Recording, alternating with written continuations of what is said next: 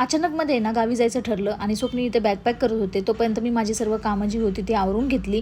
आणि इकडे बघा स्वरूप खूप जास्त एक्सायटेड होता. तो नेहमीच असतो, पण ह्यावेळेस माहिती नाही का आम्ही दोघंही खूप जास्त एक्सायटेड होतो, स्वप्नीला आणि मी. कदाचित आम्ही जास्त दिवस गावी गेलो नसल्यामुळे असेल, पण गावी जायचं म्हटलं की नेहमी खुश असतोच आम्ही. तर इथे मी सर्व लाईट्स वगैरे ऑफ केल्या आणि आम्ही जाण्यासाठी निघालो. तोपर्यंत इथं बॅगपॅकसुद्धा झालेला. हा आहे माझा चुलत भाऊ आणि आम्ही सगळेजण एकत्र जायला निघालो. आता खाली आलो आणि खाली आल्यानंतरला नाही ते बघा स्वरूची नुसतीच लुडबुड चालू होती. त्याला अजिबात दमधीर नव्हता गाडी काढेपर्यंत. तो शांतच बसायला मागत नव्हता. त्याच्यानंतरला इथे ना गाडी काढली आणि जायला निघालो. आता गाडीमध्ये ना पुढं बसायचा आनंद काही वेगळाच आहे आणि ह्यावेळेस मी पुढे बसले होते. तर तरी साधारण आम्ही 9:30ला निघालो आणि काहीसुद्धा ट्रॅफिक लागलं नाही आम्हाला, त्यामुळे आम्ही पटकन पोचलो.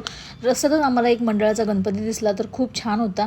घरी पोचलो आणि ते आजीने स्वरूवरून भाकर तुकडा ओवाळून टाकला आणि आम्हाला खूप जास्त झोप आल्यामुळे आम्ही आराम केला. आता भेटूया उद्या.